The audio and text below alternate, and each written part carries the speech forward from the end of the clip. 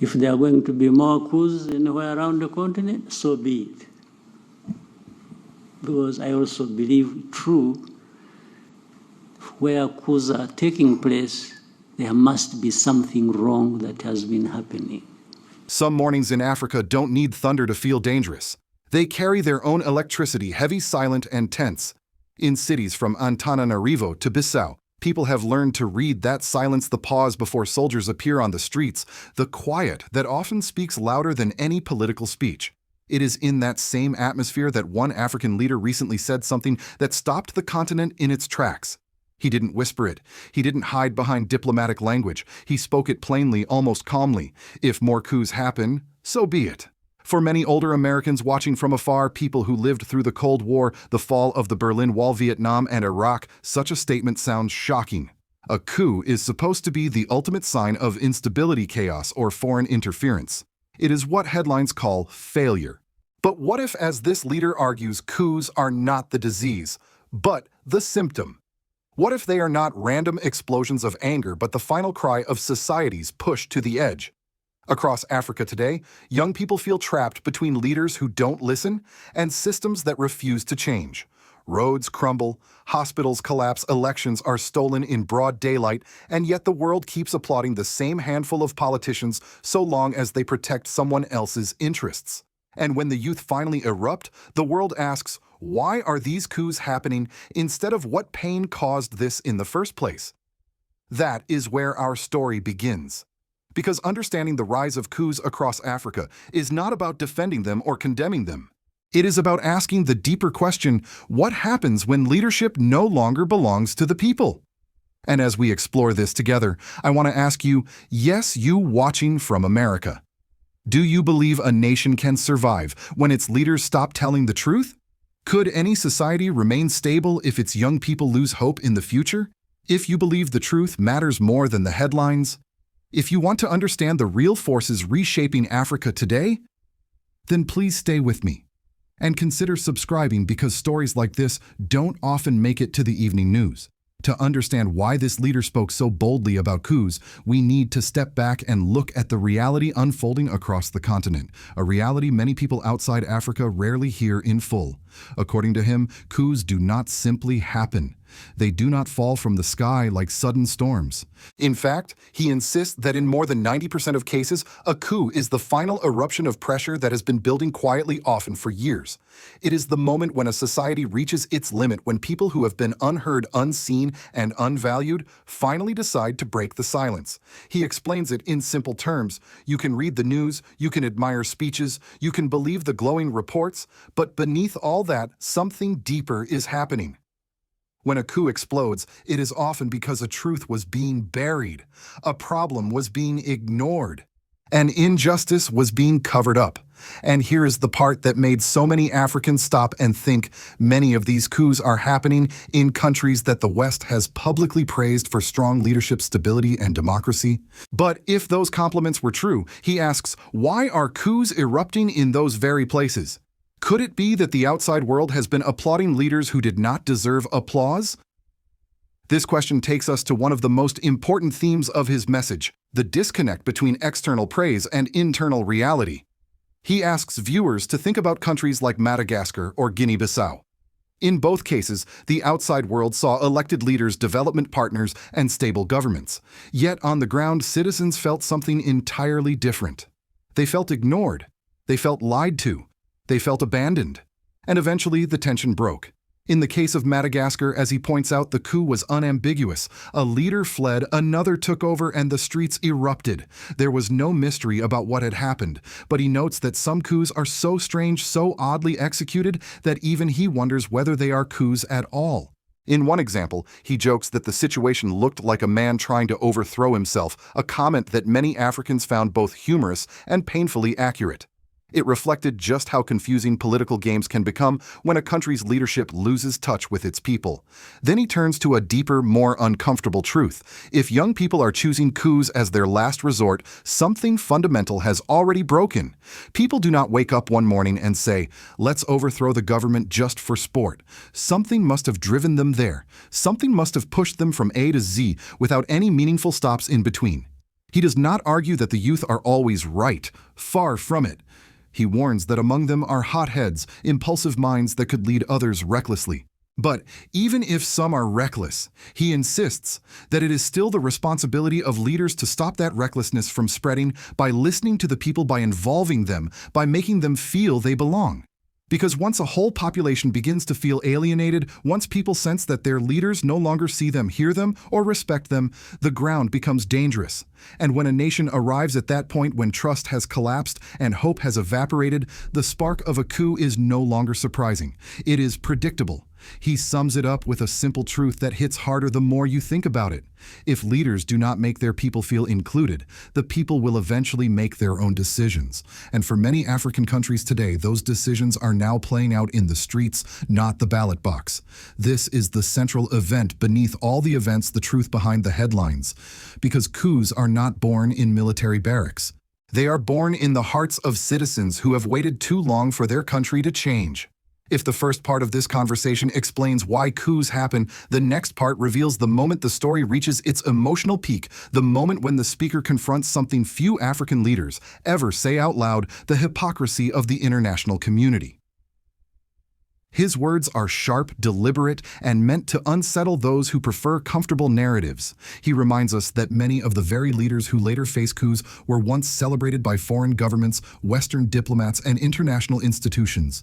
They were praised for stability, toasted at international summits, and photographed beside powerful partners. Yet behind those smiles, entire nations were suffering. The climax arrives when he asks a deceptively simple question. If these leaders were truly as great as the West claimed, why were their people ready to overthrow them? And then, without hesitation, he exposes what he calls the backroom truth. There are moments when Western officials, under the cover of diplomacy, make phone calls that have nothing to do with democracy. Not calls about good governance, not calls about human rights, but calls about cobalt, about mining concessions, about access to resources. It is not the kind of statement African leaders are supposed to make publicly. Yet he says it plainly. They congratulate leaders even when elections never happened. They encourage them. They reward them. As long as they get what they want. He gives one of the strongest examples with the Congo. He asks, when was he elected? The first time, the second time. Tell me. And then he answers himself because everyone in the room already knows he wasn't. A friend simply handed him power, no real election, no real mandate. But when he declared victory, Western officials rushed to congratulate him. This revelation hits hard for older American viewers, people who lived through eras where foreign policy was often shaped by natural resources, Cold War alliances, and strategic interests. Many recognize the pattern. They have seen it before. The speaker goes even further. He suggests that coups are sometimes misunderstood because the world focuses only on the soldiers, but never on the years of corruption that preceded them. What should people do, he asks, when a civilian leader steals elections, kills his own people, empties the state treasury, and sends the money to Paris or Brussels? Should the world celebrate him merely because he wears a suit instead of a uniform? This is where the reactions begin to shift. He is no longer just analyzing coups. He is challenging the entire global framework of acceptable and unacceptable leadership. He divides coups into two types. 1. Bad coups, when an ambitious officer simply grabs a gun, storms a palace, and declares himself leader. These, he says, are reckless, unjustifiable, and dangerous. 2. Good coups. A phrase that shocks some listeners, but he clarifies. These occur when a population has been pushed past its breaking point, when leaders have lied, stolen, cheated, manipulated elections, and enriched themselves while citizens suffer. In such cases, he says, a coup is not the cause of instability, it is the result of it. But then comes the twist. Even a good coup, he warns, loses its legitimacy if those who take power repeat the same abuses as their predecessors. If they steal, lie, or oppress, then they themselves deserve another coup or jail. The room reacts with a mixture of disbelief and relief. Because someone finally said, what millions whisper, democracy without accountability is not democracy. He concludes this segment with one of the most powerful lines. If you cheat your people, don't be surprised when they come for your throat. It is harsh, it is raw, but it is true. And it leaves us with a final question that echoes far beyond Africa. Can any nation at all survive when corruption becomes normal and accountability becomes optional? When a coup erupts, the world sees soldiers, gunfire, and emergency broadcasts. But the speaker urges us to look deeper because the true consequences of political failure unfold long before a single shot is fired. He begins with a fundamental insight. People rarely become violent when they feel heard. A society becomes combustible only when its citizens sense that their suffering is being ignored, minimized, or mocked by those in power. He illustrates this through everyday images that any older American can understand. A mother walking miles because the local clinic has no medicine. A farmer begging for a road so he can transport his crops before they rot. A young graduate searching for a job in an economy where high-level corruption has consumed every opportunity. These are not abstract grievances. They are the daily wounds that make a population lose patience. He explains that when leaders ignore these wounds or worse profit from them, the consequences become political before they become military. People start keeping score. They start comparing what they were promised with what they actually see. And they begin to suspect that the country's resources are not being used for schools, hospitals, or roads, but for mansions in Paris, Brussels, or New York. This is where the speaker delivers one of his most powerful points. Citizens may smile, clap, and pretend to listen, but deep inside resentment is building. It does not disappear. It waits. And that waiting is precisely what makes coups possible. He gives a simple but devastating example. Imagine citizens demand a 100-kilometer road. A leader tells them there is no budget. They listen. They understand. People can be incredibly patient when they believe their leader is telling the truth. But then they learn the same leader has secretly been enriching himself, hiding stolen funds abroad. Suddenly, the lack of budget feels like betrayal, not misfortune. Betrayal is what turns civil frustration into political crisis. The speaker emphasizes that transparency is not merely a virtue, it is a survival strategy. If a leader honestly explains the country's limitations, people will support him. They might even tighten their belts and sacrifice. But if they believe he is lying, if they suspect corruption, then the social contract collapses. And when that contract collapses, the consequences are swift and brutal. People take to the streets. They organize. They whisper in cafes and in homes. They begin to imagine life without the current leadership. What started as disappointment becomes a tide that no government can contain. He warns that once the population reaches this point, it no longer matters whether a leader is civilian or military. A suit does not absolve corruption. A uniform does not justify tyranny. If a civilian leader cheats elections, kills citizens, or mismanages the country, he should not expect immunity simply because he holds an office that was once won through a ballot. This leads to one of the most striking proposals in the entire discourse. There should be a mechanism, perhaps within the African Union, to hold corrupt civilian leaders accountable before a coup becomes the only option left. Why should only soldiers face punishment? Why do leaders who destroy their nations through fraud or misrule get to hide behind the word civilian?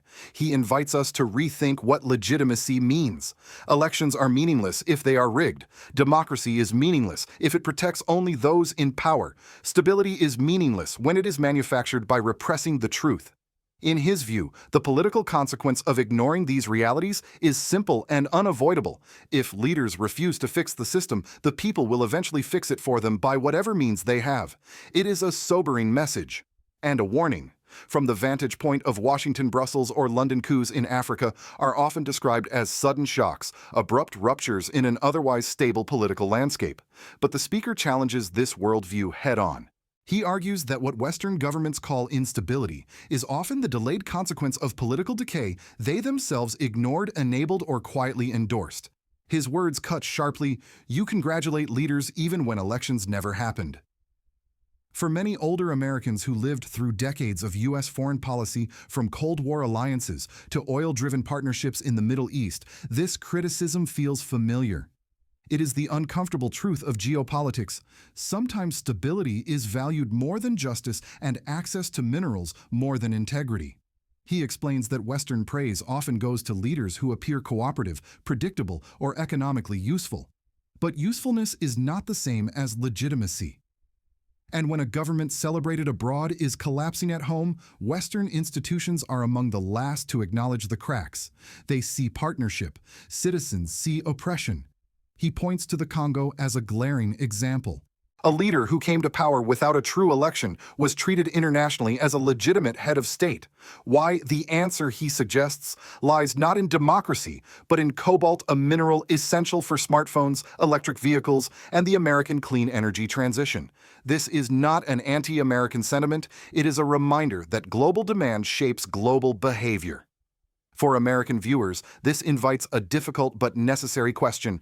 What happens when U.S. foreign policy favors access to resources over support for accountable leadership? Because when local populations discover that foreign powers are propping up leaders who harm them, resentment grows not only toward the leader, but toward the global partners who kept him in place. He extends this critique to the African Union as well. The AU, he argues, sometimes acts like a protective club for presidents rather than a guardian of democratic integrity. It condemns coups instantly, but remains silent when leaders rig elections, kill citizens, or plunder state funds. Western diplomats applaud the AU's statements. African citizens roll their eyes. This dynamic fuels a perception that global institutions care more about political appearances than lived realities. And as the speaker notes, the youth see this clearly. They see the double standards, the selective outrage, the congratulatory messages sent to leaders who do not deserve them. They see that institutions react strongly to coups, but rarely to the corruption that causes them. For many Americans, this mirrors debates at home. Should stability be prioritized over accountability? Should foreign policy support friendly leaders, even when they violate democratic norms? Should order matter more than justice? The speaker's message suggests a different direction. If the world wants fewer coups, then global powers, including the United States, must support transparency, honest elections, and leaders who treat their people with dignity. Not because it is morally convenient, but because ignoring these values ultimately destabilizes regions, disrupts economies, and drives young people into desperation. He ends this section with a perspective the West rarely hears. Coups are not the beginning of instability, they are the final eruption of it. And if global partners want to prevent such eruptions, they must stop rewarding the conditions that create them. It is a challenge, an invitation, and a warning all at once. When you listen carefully to everything this African leader has said, from the quiet murmurs of frustration to the violent eruptions of coups, one truth rises above the rest. Nations do not collapse overnight. They crumble slowly, silently, and painfully, long before a tank ever rolls toward a presidential palace. A coup is the final tear in a fabric that has been weakening for years.